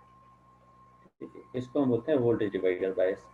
और यहाँ साथ ही साथ जैसे कॉमन एमीटर है तो इनपुट तुमने बेस में दिया, तो ये बेस में आपका एसी इनपुट कनेक्ट करते हैं। ये कैपेसिटर लगा होता है और यहाँ एसी इनपुट, ठीक है, इसको हम बोलते हैं VI। ठीक है, और ये CB बेस कैपेसिटर, और आउटपुट हम निकालते हैं कलेक्टर से। तो कलेक्टर वाली टर्मिनल से जाके एक कैपेसिटर लगाओ, अब इसको बोलते हैं कलेक्टर कैपेसिटर CC। ठीक है, और यहाँ पे हम आउटपुट ड्रॉ करते हैं, V आउट यहाँ मिलेगा। और एक वैसे यहाँ भी लगाओ, तो मैं बाद में बताऊंगा अगर स्मॉल सिग्नल में बाईपास कैपेसिटर। ठीक है, इसको छोड़ देते हैं, अभी एमीटर के लिए बाईपास के लिए यूज करते हैं। तो समझो, अभी मैं सिर्फ ये बताना चाह रहा हूँ कि सप्लाई क्या क्या क्या है। एक सप्लाई ये है, ठीक है, ये DC सप्लाई है, और दूसरी ये है AC इनपुट। इसको AC सप्लाई नहीं बोलते, इसको AC इनपुट बोलते हैं। इसको DC इनपुट नहीं बोलते, इसको DC सप्लाई बोलते हैं। कोई बता सकता है क्यों? Why this is supply and why this is input? या सर क्योंकि इनपुट से हमें आउटपुट एम्पलीफिकेशन हाँ, से मिल रहा है। यहाँ पे हमने इनपुट दिया होगा और यहाँ वो आउटपुट एम्पलीफाइड मिल जाएगा। क्लियर है? तो जैसे मैं तुमको इससे पहले मैंने एक चीज़ बताया ना कि ये वोल्टेज सिग्नल होगा तो यहाँ वोल्टेज एम्पलीफाइड मिलेगा कि नहीं मिलेगा, ये डिपेंड करता है कॉन्फ़िगरेशन पे। जैसे कॉमन एमीटर है तो कॉमन एमीटर करंट सिग्नल और वोल्टेज सिग्नल दोनों को थोड़ा थोड़ा एम्पलीफाई कर देगा, दोनों में एम्पलीफिकेशन है। बट कॉमन बेस यूज करोगे तो सिर्फ वोल्टेज सिग्नल को एम्पलीफाई करेगा क्योंकि उसका वोल्टेज गेन हाई होता है। तो ये थोड़ा सा पढ़ के आना, तो मैं तुम लोगों को ये भी बताऊंगा। ठीक है, वैसे सिलेबस का यस पार्ट सर। नहीं है। तो ये अभी देखो, ये सिग्नल, अभी हम ये बात नहीं कर रहे हैं करंट सिग्नल है, वोल्टेज सिग्नल जो है एम्पलीफाई हो गया कॉमन एमिटर के केस में, तो ये एसी सिग्नल एम्पलीफाई हुआ। दूसरी बात, डीसी सप्लाई इस बीजेटी को ऑन करने के लिए दी हुई है, तो सिग्नल हमेशा एम्पलीफाई नहीं होता। सिग्नल एम्पलीफाई अगर करना है तो ये बीजेटी ऑपरेट करना चाहिए किस रीजन में, जहां पे एम्पलीफिकेशन पॉसिबल है। ठीक है, क्यों, बीजेटी की जो कैरेक्टरिस्टिक्स है ये, ठीक है, तो यहाँ कट ऑफ रीजन भी है और सेचुरेशन भी है, तो हर जगह ऑपरेट नहीं करता। तो ऑपरेट कहाँ पे कराना है सच दैट एम्पलीफिकेशन मिले, उसको हम बोलते हैं ऑपरेटिंग पॉइंट। ठीक है, ऑपरेटिंग पॉइंट ऑफ बीजेटी ये डिसाइड करना होता है। ऑपरेटिंग पॉइंट ऑफ बीजेटी जो होता है उसको हम कभी कभी बोलते हैं क्यू पॉइंट, या मोस्टली क्यू पॉइंट बोलते हैं, कभी कभी नहीं। क्यू पॉइंट मतलब quiescent point, quiescent current and voltage. Q point में आईसी कितना है कॉमन एमिटर के लिए और वीसी कितना है ये देखते हैं। क्यों, ये आईसी और वीसी का प्लॉट है, तो आईसी और वीसी के सेट से पता लगता है ये यहाँ भी हो सकता है, यहाँ भी हो सकता है, यहाँ भी। जस्ट अभी आधे घंटे में तुमको सब समझ में आ जाएगा कि मैं क्या बोलना चाह रहा हूँ, ठीक है, पर ध्यान से सुनते जाओ। तो ये क्यू पॉइंट बेसिकली डिसाइड करता है कि बीजेटी कहाँ ऑपरेट कर रहा है, इस रीजन में भी हो सकता है, यहाँ भी। अब इन तीनों रीजन में डिफरेंस क्या होगा वो हम समझेंगे जस्ट थोड़ी देर के बाद। तो ऑपरेटिंग पॉइंट कैसे डिसाइड होगा, ये डिसाइड होगा डीसी वोल्टेज से, कि आपका डीसी वोल्टेज, ये आपने वोल्टेज कितना दिया हुआ है। ठीक है, देखते हैं केवीएल किसी लगा के। अब एसी सिग्नल और डीसी सिग्नल दोनों दिए हुए हैं, तो दोनों में एक आसानी, अगर आपको एनालिसिस करना है बीजेटी का तो बहुत आसान सी चीज़ है। हम लोगों ने पढ़ा हुआ है एक थ्योरम, सुपरपोजिशन। क्या होता है सर, एक वोल्टेज सोर्स से one source at a time. ठीक है, one source at a time, superposition. अगर मल्टीपल सोर्सेस लगे हुए हैं और आपको एनालाइज करना है सबका इफेक्ट किसी भी कंपोनेंट पे, तो एक साथ करने में डिफिकल्टी होगी, तो क्या करते हैं हम सुपरपोजिशन में, एक सोर्स को ऑन रखते हैं, बाकी सबको ऑफ कर देते हैं। ऑफ करने का मतलब बाकी सबको उनकी इंटरनल रेसिस्टेंस से रिप्लेस कर देते हैं, इंटरनल इम्पीडेंस या इंटरनल रेसिस्टेंस से। यहाँ भी हम सुपरपोजिशन लगाएंगे बीजेटी के एनालिसिस के लिए। तो बीजेटी में दो टाइप के वोल्टेज हैं, एक डीसी वोल्टेज है और एक एसी। एसी है। ठीक है, तो जब सुपरपोजिशन लगाओगे तो एक बार कौन सा ऑन होगा, डीसी डीसी, और अगली बार एसी अब मुझे बताओ वोल्टेज सोर्स का इंटरनल इम्पीडेंस कितना होता है, वोल्टेज सोर्स का आर आई या Z I, internal resistance ideal voltage source का जीरो जीरो होता है, और करंट सोर्स का इनफाइनाइट। इनफाइनाइट। तो क्योंकि वोल्टेज सोर्स का जीरो है तो वोल्टेज सोर्स को हम किससे रिप्लेस करते हैं, शॉर्ट सर्किट। Short circuit. ठीक है, शॉर्ट सर्किट से सुपरपोजिशन में, और करंट को ओपन सर्किट। ओपन सर्किट से। तो हमेशा ध्यान रखना कि यहाँ पे क्योंकि हमारे पास वोल्टेज सोर्स बस है, ठीक है,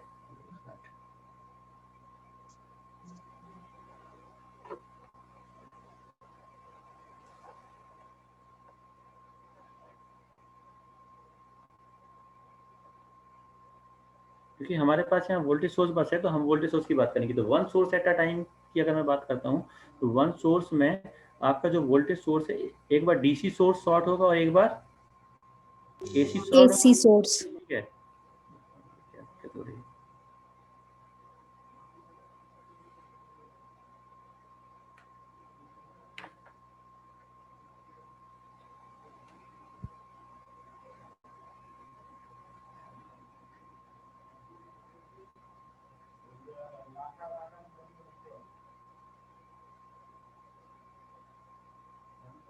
ठीक है। तो डीसी सोर्स एक बार में एसी सोर्स यूज करेंगे, दोनों सोर्स की हम बात कर रहे हैं।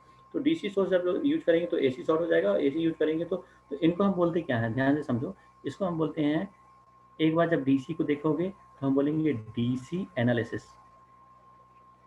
ठीक है, जब डीसी को ऑब्जर्व करोगे, तो जब एसी को देखेंगे तो एसी एनालिसिस। तो बीजेटी के दो एनालिसिस होते हैं, डीसी एनालिसिस और एसी एनालिसिस। तो आपकी unit number 4 completely AC analysis है। बहुत डिफिकल्ट पोर्सन है, डिफिकल्ट मतलब कि थोड़ा सा बीजेटी के वाइज, ठीक है, ये जो अभी तक पढ़ा उसके हिसाब से थोड़ा सा डिफिकल्ट है। ठीक है, बहुत ज़्यादा तो नहीं पर भी है। तो ये एसी एनालिसिस यूनिट नंबर 4 है। समझ में आ रहा है ना कि बीजेटी में करना क्या है आगे। ठीक है। Yes. बीजेटी में तुम लोगों को ये समझा रहा हूँ कि बीजेटी एज एन एम्पलीफायर कैसे यूज करते हैं। तो एज एन एम्पलीफायर का मतलब बीजेटी में एसी सिग्नल होगा। एसी सिग्नल क्यों? क्योंकि उसको एम्पलीफाई करना है, तो एसी सिग्नल आ गया। दूसरा डीसी क्यों होगा? क्योंकि बीजेटी को ऑन करना है एम्पलीफाई करने के लिए, सिग्नल को एम्पलीफाई करने के लिए। तो दोनों अगर यूज होंगे तो एक बार आपको डीसी देखना है, एक बार एसी देखना है बीजेटी का परफॉर्मेंस, तो हम सुपर पोजिशन लगाएंगे। अब जब आप एनालिसिस करोगे, डीसी एनालिसिस करोगे, तो एसी सोर्स क्या हो जाएगा? डीसी के लिए फ्रीक्वेंसी कितनी होती है? 0। डीसी एनालिसिस कर रहे हैं, ठीक है, तो फ्रीक्वेंसी 0 है। तो सोर्स तुम्हारा शॉर्ट हो गया, ये वाला पहली बात। तो सुपरपोजिशन में AC F equal to 0 short कर दिया। और एक्सी की वैल्यू की अगर मैं बात करूं, एक्सी कितना होता है? 1/ωc। एक्सी कितना हो जाएगा डीसी के लिए? इनफाइनाइट। इनफाइनाइट। तो कैपेसिटेंस क्या हो जाएगा? कैपेसिटर की स्टेट क्या हो जाएगी? ऑफ की इनफाइनाइट इम्पीडेंस मतलब ओपन सर्किट या short circuit? Open circuit sir. अगर कैपेसिटर का इम्पीडेंस इनफाइनाइट हो चुका है तो कैपेसिटर कैसे बिहेव करेगा? Open circuit sir. Open circuit जैसे। क्लियर है सभी लोगों को? Yes sir. तो ध्यान से समझो, यहाँ पे मैं डीसी एनालिसिस की बात कर रहा हूँ। तो ये पता नहीं इसमें दिक्कत क्या हो रही है।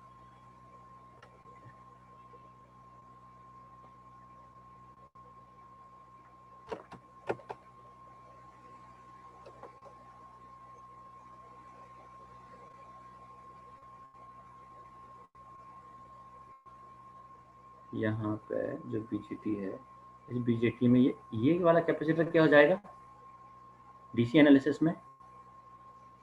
Open circuit. ये सभी क्लियर है कि ओपन सर्किट हो जाएगा, इसकी स्टेट ओपन सर्किट हो जाएगी। ऐसे इसकी स्टेट क्या हो जाएगी? Open circuit.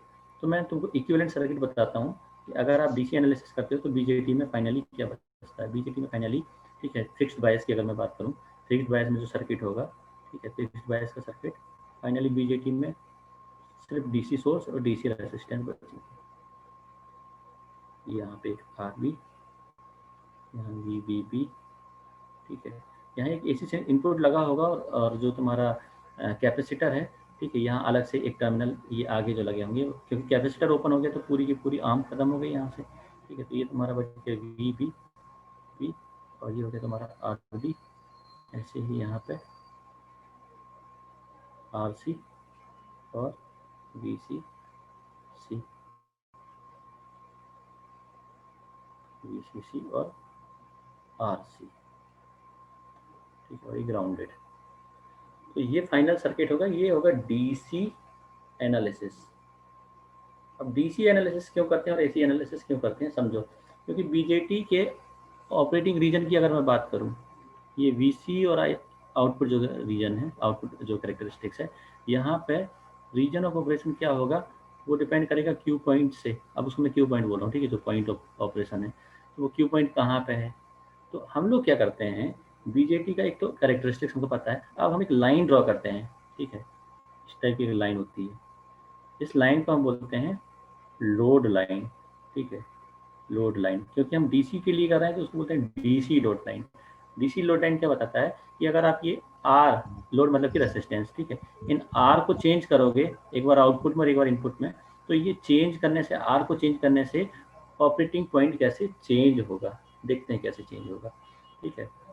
क्योंकि हमको वीसी और आईसी दोनों की वैल्यूज पता करनी है, तो मैं यहाँ पे इस वाली लूप में एक बार केवीएल लगाऊंगा। यहाँ करंट पता है आईसी, लगाओ केवीएल आउटपुट लूप में लगाओगे तो क्या आएगा, यहाँ से केवीएल लगाने में अप्लाइंग केवीएल इन कलेक्टर एमीटर लूप, ठीक है। यहाँ से वीसीसी, ठीक है, यहाँ पे वोल्टेज क्या है, यहाँ पे वोल्टेज है वीसीई, वीसीसी यहाँ लगाओ -2 प्लस राइज वीसीसी, फिर ये दूसरी वैल्यू मिलेगी VCE minus VCE equal to क्या हो जाएगा, आईसी टाइम्स आरसी, ठीक है। तो यहाँ से वीसी की वैल्यू एक बार निकालते हैं हम इस इक्वेशन से, वीसी क्या मिलेगा, वीसीसी माइनस, हमेशा यही फिक्स फंडा है, ठीक है। एक बार आप वीसी निकाल लो, क्यों, क्योंकि हमको वीसी वाला पॉइंट चाहिए है, और दूसरी बार इसी इक्वेशन से आईसी निकालो, तो आईसी क्या हो जाएगा, VCC minus VC divide by RC upon RC, ठीक है। हाँ, तो ये लोड लाइन ड्रॉ कैसे करते हैं समझो। ये लोड लाइन ड्रॉ करने के लिए एक ये वाला पॉइंट चाहिए और एक ये वाला पॉइंट चाहिए। तो इस पॉइंट पे आईसी कितना है, इस पॉइंट पे ये पॉइंट वीसी वाला पॉइंट 0 आईसी 0 और आईसी वाले एक्सिस में वीसी कितना है 0 तो इन इक्वेशंस में जो भी सर्किट यूज करोगे उस सर्किट में एक बार आप आईसी 0 करोगे तो वीसी वाला पॉइंट ये वाला हॉरिजॉन्टल पॉइंट मिल जाएगा कि कहाँ पे है, और वीसी 0 करोगे तो आईसी वाला मतलब दोनों के मैक्सिमम पॉइंट मिलेंगे। आईसी मैक्स मिल जाएगा और यहाँ से वीसी मैक्सिमम मिल जाएगा। तो निकाल के बताओ कितने होंगे, आईसी मैक्स कितना होगा इस वाले सर्किट में, कितना होगा IC maximum, VCC upon RC। VCC upon RC. ठीक है, ऐसे ही वीसी मैक्स कितना होगा VCC। वीसीसी। ठीक है, तो ये हमने जैसे ही निकाल लिया, अब हम लोड लाइन ड्रॉ कर सकते हैं। मतलब हमको बीजेटी की कैरेक्टरिस्टिक्स पता है आउटपुट की, इस बीजेटी की आउटपुट कैरेक्टरिस्टिक्स आपको ये है। ठीक है,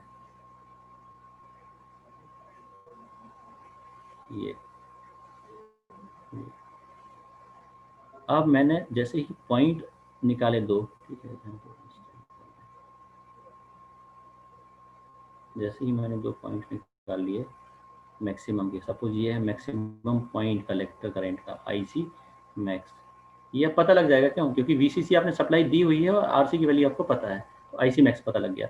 और ऐसे ही हमने वीसी मैक्स भी निकाल लिया, यहाँ वीसी मैक्स सपोज ये पॉइंट है, तो इन दोनों को हम फ्री हैंड से ज्वाइन करते हैं, ये फ्री हैंड से ज्वाइन होंगे।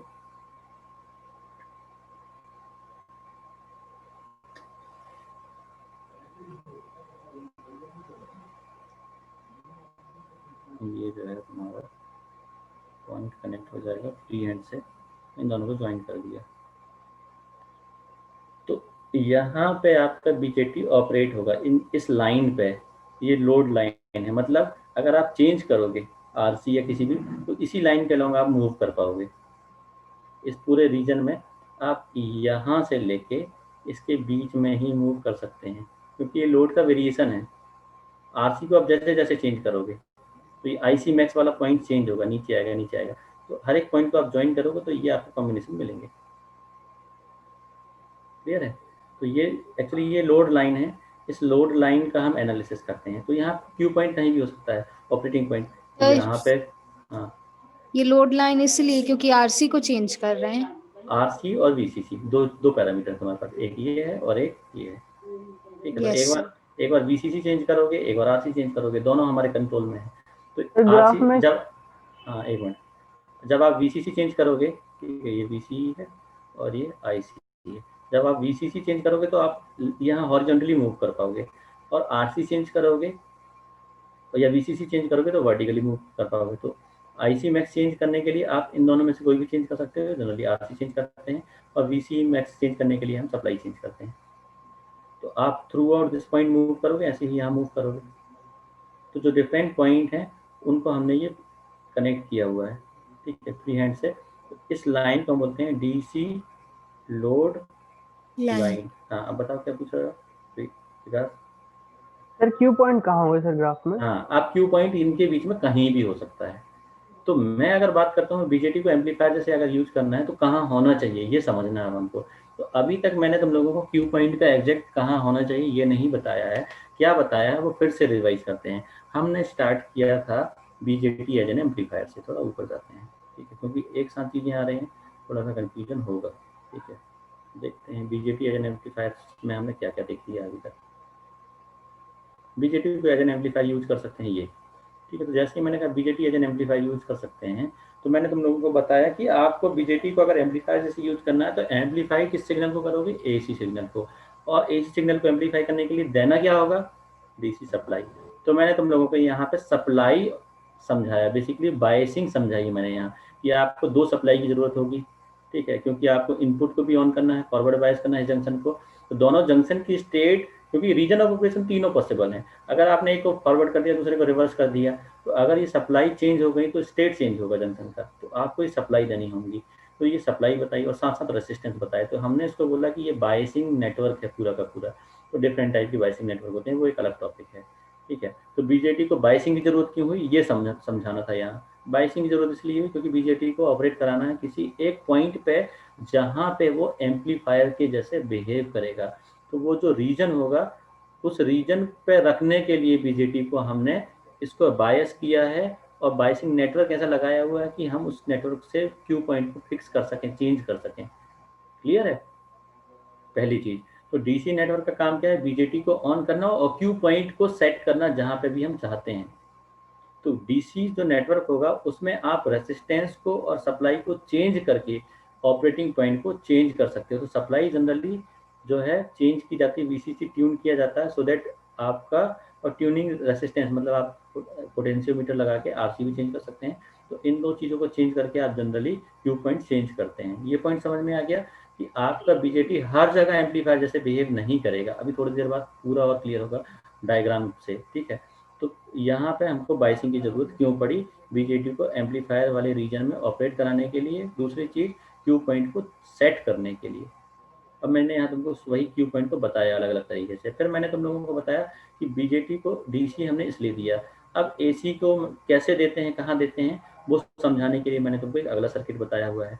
ये तुम्हारा जो अगला सर्किट है ये बता रहा है कि बीजेटी का एम्पलीफायर जैसे यूज करते हैं अगर, तो एसी कहाँ फैड करते हैं। तो एसी हमने कहाँ फैड किया वो देखा हुआ है, ठीक है। ये एसी हमने फैड किया हुआ है इनपुट के साइड में और आउटपुट में ड्रॉ कर रहे हैं। तो जब हम डीसी एनालिसिस करेंगे, सुपर पोजिशन समझा दिया तुमको कि भाई इसका एनालिसिस करोगे तो आपको सुपर पोजिशन लगाना होगा। तो एक बार डीसी सोर्स एक्टिव होंगे, एक बार एसी। जब डीसी का एक्टिवेशन होगा तो हम बोलेंगे डीसी एनालिसिस हो रहा है बीजेटी का। जब हम इस एसी को एक्टिव करेंगे तो हम बोलेंगे एसी एनालिसिस हो रहा है। तो जब हम डीसी को एक्टिव करेंगे तो बाकी सारे लोग चीज़ों को, बाकी सारे सोर्स जो होंगे और कंपोनेंट होंगे उनको उनके इंटरनल इम्पीडेंस से रिप्लेस करेंगे। तो रेजिस्टेंस तो फ्रिक्वेंसी डिपेंडेंट होता नहीं है, बट कैपेसिटेंस होता है। तो हमने इनपुट में एसी सोर्स को, जब हम डीसी एनालिसिस करते हैं तो एसी सोर्स को हमने शॉर्ट कर दिया और कैपेसिटर को उसके इंटरनल इम्पीडेंस से रिप्लेस किया।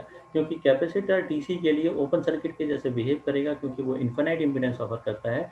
तो कैपेसिटर को ओपन सर्किट कर दिया मैंने, और मैंने तुमको फिक्स्ड बायस वाले सर्किट को ड्रॉ करके यहाँ पे लास्ट में ये फिक्स्ड बायस वाला सर्किट का डीसी एनालिसिस बताया है। तो डीसी एनालिसिस में हमको कुछ नहीं करना होता है, कैरेक्टरिस्टिक्स आउटपुट की पता होती है और हम एक लोड लाइन ड्रॉ करते हैं आउटपुट में केवीएल अप्लाई करके। आउटपुट में केवीएल अप्लाई करोगे तो आईसी की वैल्यू निकलेगी और वहीं से वीसीई निकालेंगे।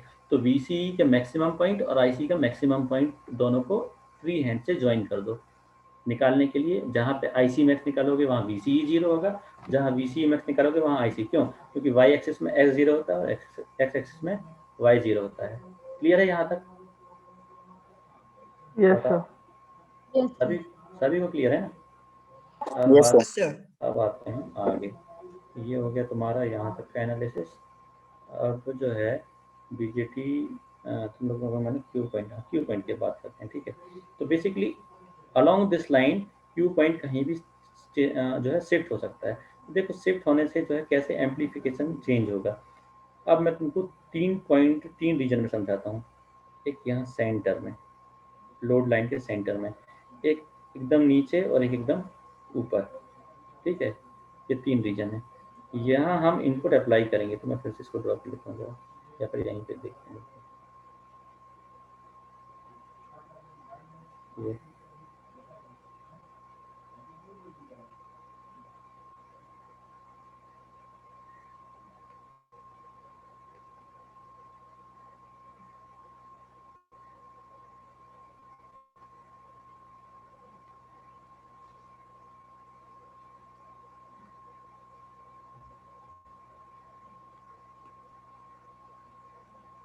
काम पे नहीं करता।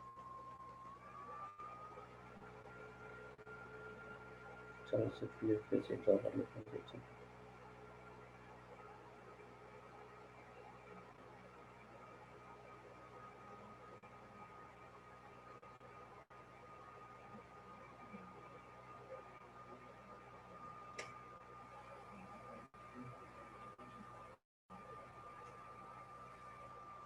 ये बीजेटी की एक कैरेक्टरिस्टिक हमको पता होगी, जो ये इनहेरेंट पैरामीटर,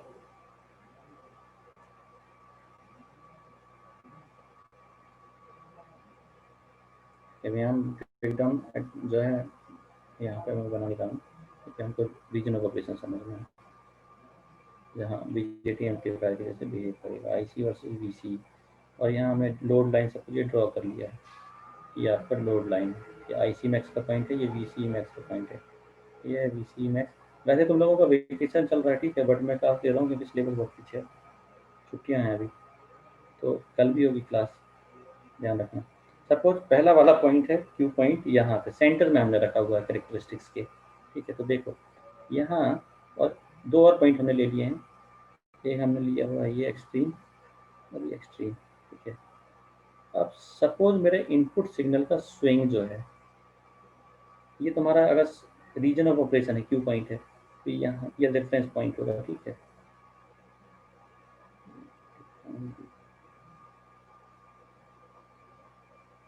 ये तुम्हारा पहला वाला रीजन, तो ये थोड़ा सा शिफ्ट हो गया, यहाँ मान लेते हैं इसको, ये है तुम्हारा आस पास, ठीक है। तो सबसे पहले आप सिग्नल यहाँ पे दोगे, ये रेफरेंस पॉइंट होगा, इसके अलाउंस स्विंग होगा इनपुट सिग्नल का। तो ये सपोज मैंने इनपुट बनाया हुआ है, इनपुट का सिमेट्रिक स्विंग, ठीक है। पॉजिटिव हाफ साइकिल यहाँ है और नेगेटिव यहाँ है, ठीक है। तो इनपुट का मैक्सिमम स्विंग कहाँ तक आ रहा है, यहाँ, और यहाँ, ठीक है। ये तो पॉइंट, यहाँ पे हमको मिलेंगे आउटपुट, तो आउटपुट ड्रॉ करके देख लेते हैं, ठीक है। थोड़ा सा जो है पेशेंस तो समझ में आएगा। तो आउटपुट कैसे मिलेगा, पॉजिटिव हाफ साइकिल के लिए पॉजिटिव इनपुट एम्पलीफाइड और नेगेटिव के लिए नेगेटिव, ये आउटपुट, ये आपका इनपुट है और ये आपको आउटपुट मिल रहा है बीजेटी से, एम्पलीफाइड आउटपुट। पहला केस जब आपने सेंटर में क्यू पॉइंट रखा हुआ है, ठीक है। अब सेकेंड केस की मैं बात करता हूँ। सेकेंड केस कौन सा है, ये वाला, ठीक है। या पहले इसको ले लेते हैं, तुमने पॉइंट सपोज या एकदम नीचे मत लेके आओ, और कहीं रेफरेंस ले लेते हैं, ठीक है। जो इसी को ले लिए चलो, ठीक है, इसको ले लेते हैं। ये तुम्हारा अब रेफरेंस लाइन रहेगी, यहाँ इनपुट अप्लाई करोगे, ठीक है। ये काम करते हैं, तीन अलग अलग केसों में डायग्राम बनाते हैं, यहाँ पर ओवरलैपिंग हो जाएगी।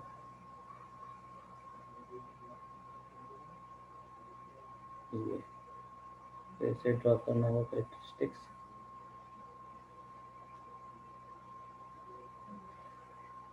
ये ठीक है। थोड़ा सा कैरेक्टरिस्टिक्स में कम ध्यान देना,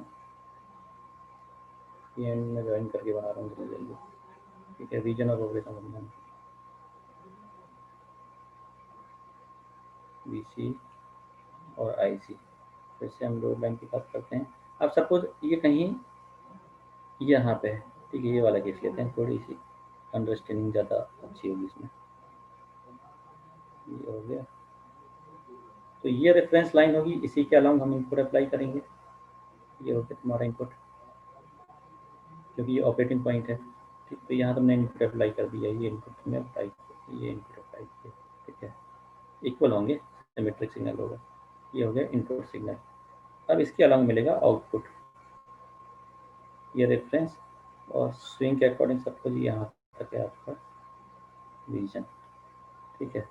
और दूसरा पॉइंट यहाँ कहीं होगा, यहाँ कहीं, ठीक है।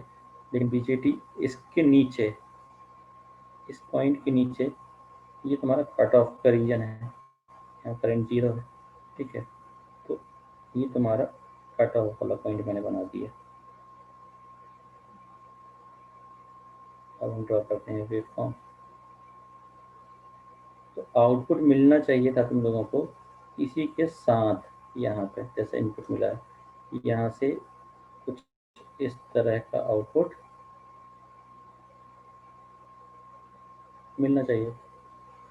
लेकिन हो क्या रहा है, हो क्या रहा है, मिलेगा तुमको बस इतना,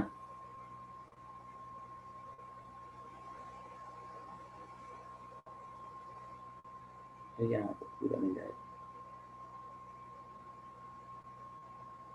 क्यों? क्योंकि इस पॉइंट के बाद यहाँ पे बीजेटी कट ऑफ हो चुका है और इसके नीचे इसके नीचे कैरेक्टरिस्टिक जा रही है। देखिए ये लॉयड लाइन कहाँ चलेगा? कट ऑफ रीजन में, और कट ऑफ में करंट कितनी है? 0। तो आउटपुट में कुछ नहीं मिलेगा, यहाँ स्ट्रेट लाइन, यहाँ पे क्लिपिंग हो जाएगी।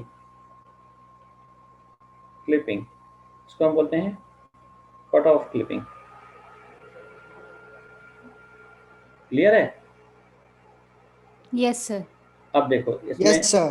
ठीक है, अब दूसरा केस मैं तुमको यही बता रहा हूँ, उसके बाद थोड़ा समझाऊंगा। अब मैंने पॉइंट सपोज रख दिया है यहाँ कहीं, ये यहाँ, कैसे मैं इनपुट दूंगा रेफरेंस में, ठीक है, ठीक है, ये तुम्हारा रेफरेंस इनपुट करता हूँ, तो यहाँ पे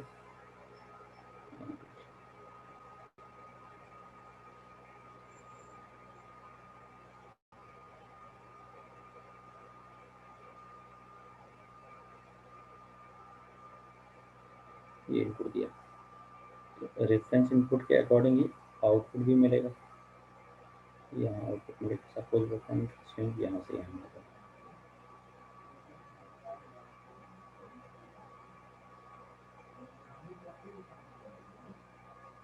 ठीक है, ये तो आउटपुट अब ऐसे मिलना चाहिए।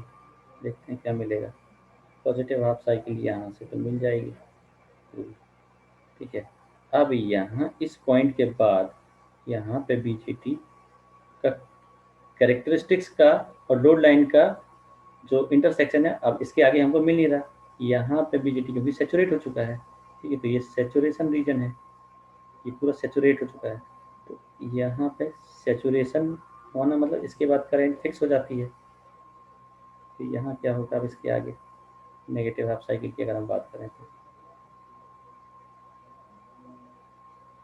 सर नेगेटिव हाफ क्लिप हो जाएगी। ठीक है ना,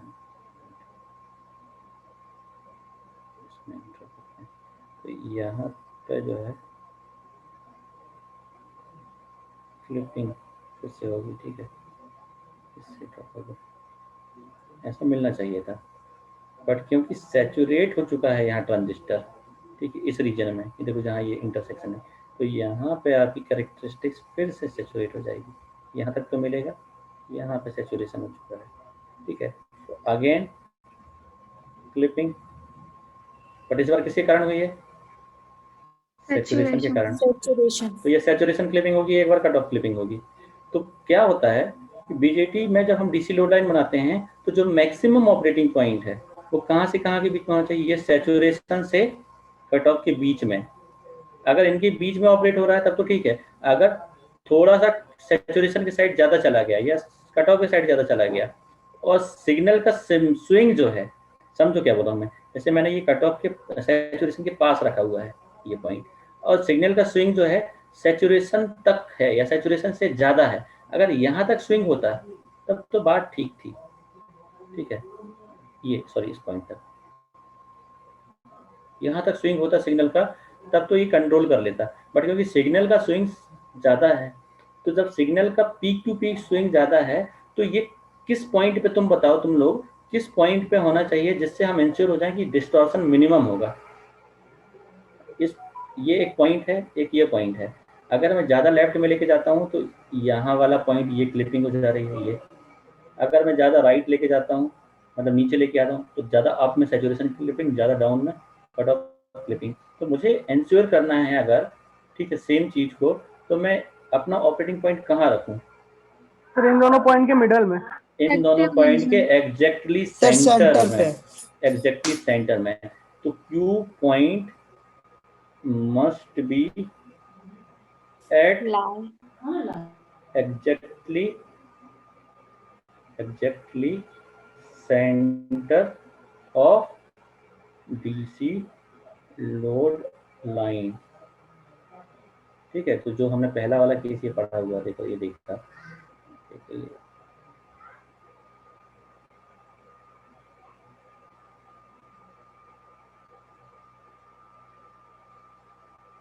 देखो इस केस में बिल्कुल पीक टू पीक स्विंग मिल गया। तो मैक्सिमम स्विंग पॉसिबल कब है? बिल्कुल क्लियर बात है कि मैक्सिमम स्विंग तब पॉसिबल है जब ये सेंटर में, मतलब कहाँ तक का पॉसिबल है, यहाँ तक। इवन अगर आप यहाँ पे भी दोगे ना, इतने तक सिग्नल दोगे तो कोई परफॉर्मेंस में दिक्कत नहीं होगी, ये वाला पॉइंट जो है आपका ये। और यहाँ पे इतना, मतलब इवन सिग्नल अगर इतने स्विंग वाला भी देते अगर आप इनपुट, तो ये ईजिली एम्पलीफाई कर देगा। समझ आ रहा है सबको? Yes sir. तो Yes, sir. बीजेटी में ऑपरेटिंग पॉइंट से ही बीजेटी का स्टेट डिसाइड होता है। जब अगर आप इसको सैचुरेशन के पास लेके जाओगे तो सैचुरेशन क्लिपिंग होगी, कट ऑफ के पास लेके आओगे तो कट ऑफ क्लिपिंग होगी, मतलब सिग्नल डिस्टॉर्शन हो जाएगा। और क्योंकि हम एम्पलीफिकेशन चाहते हैं ना कि डिस्टॉर्शन, तो हम बीजेटी को अगर एज एन एम्पलीफायर यूज करना चाहते हैं तो बीजेटी के जो क्यू पॉइंट है उसको एग्जैक्टली सेंटर में रखेंगे, क्यू पॉइंट को। और क्यू पॉइंट को सेंटर में रखने का मतलब है ये पूरे करेक्टरिस्टिक्स में ये वाला पॉइंट, ठीक है। तो ये पॉइंट आईसी, सॉरी वीसी का और ये आईसी का पता होना चाहिए। तो आईसी और वीसी का पॉइंट ये रखना है, ठीक है। सपोज यहाँ पे वीसी कुछ है 0.5 वोल्ट, कुछ भी मान लो, ठीक है। वीसी 0.2 वोल्ट, 3 वोल्ट, 7 वोल्ट जो भी है और पॉजिटिव है, तो या फिर 2, 3 वोल्ट, 4 वोल्ट मान लो, पॉइंट पीछे हो जाएगा, 4 वोल्ट है। और आईसी की वैल्यू सपोज 10 मिली एम्पियर है। तो इसको 4 वोल्ट और 10 मिली एम्पियर रखने के लिए मैं क्या करूँगा, बीजेटी के इस बायसिंग नेटवर्क में वीसीसी और यहाँ इनपुट के साइड में वीसीसी और आरसी को चेंज करूँगा सच दैट वीसी और आईसी का वो सेट मिल जाएगा। तो वो जो सेट होता है इसको हम बोलते हैं क्यू पॉइंट, ठीक है, ऑपरेटिंग पॉइंट। क्लियर है सभी लोगों को या डाउट है? Yes, sir. ठीक है। तो बीजेटी का क्यू पॉइंट जो है चेंज करने के लिए हम डीसी नेटवर्क लगाते हैं। ध्यान रखो, वीसीसी चेंज किया मतलब डीसी चेंज किया है। तो डीसी नेटवर्क तो ऑन करने के लिए और क्यू पॉइंट प्रॉपरली सेट करने के लिए हम डीसी नेटवर्क देते हैं, डीसी वोल्टेज देते हैं। तो मैंने तुमको बीजेटी एज एन एम्पलीफायर समझा दिया कि बीजेटी एम्पलीफायर में अगर ऑपरेट कराना है तो क्यू पॉइंट एक्टिव रीजन में होना चाहिए पहली चीज। और एक्टिव में कहाँ होनी चाहिए? एग्जैक्टली सेंटर सेंटर में, ऑफ लोड लाइन के, लोड ठीक लाइन। है, लोड लाइन के एग्जैक्टली सेंटर में होना चाहिए। सैचुरेशन की साइड लेके जाओगे तो दिक्कत होगी, कट ऑफ में लेके आओगे तो भी दिक्कत होगी। जितना क्लोज लेके जाओगे उतनी ज़्यादा क्लिपिंग होने के चांसेस है, अगर सिग्नल का सिमेट्रिक स्विंग ज़्यादा है। कम के केस में हो सकता है ऑपरेट कर जाए, बट ज़्यादा स्विंग है तो क्योंकि हम वर्स्ट सिनारियो कंसीडर करते हैं, तो हम वर्स्ट सिनारियो में ये बोलते हैं कि सिग्नल जो है, क्यू पॉइंट जो है एग्जैक्टली सेंटर में होना चाहिए। तो बीजेटी एज एन एम्पलीफायर तुम लोगों को मैंने एक्सप्लेन किया है आज के टॉपिक में। अगली वाली क्लास में हम क्या समझेंगे? अगली वाली में बायसिंग और बीजेटी। तो डिफरेंट बायसिंग नेटवर्क हम लोगों को देखने हैं, बायसिंग नेटवर्क, ठीक है। ये थोड़ा सा देख के आना। तो अब मैं क्या बताऊंगा तुमको कि अलग अलग बायसिंग नेटवर्क से अब पूरा डीसी चल रहा है। अभी हमने बीजेटी एम्पलीफायर समझने के लिए तुमको थोड़ा सा इंट्रोडक्शन दिया एसी का, बट अभी एसी का कुछ भी देखा नहीं है हमने। डीसी एनालिसिस थोड़ा सा किया एम्पलीफायर का, ठीक है। और अब हम डीसी नेटवर्क पे जाते हैं कि कितने टाइप के डीसी नेटवर्क आप कनेक्ट कर सकते हो। चौथी यूनिट है एसी की। क्लियर है सभी लोगों को? Yes sir. कोई भी डाउट? No sir. ठीक है, तो अगली वाली क्लास में अब हम लोग जो है कंटिन्यू करेंगे इसके आगे का, ठीक है। एंड करें, कल वाली Yes, क्लास sir. की टाइमिंग मैं बता दूंगा है।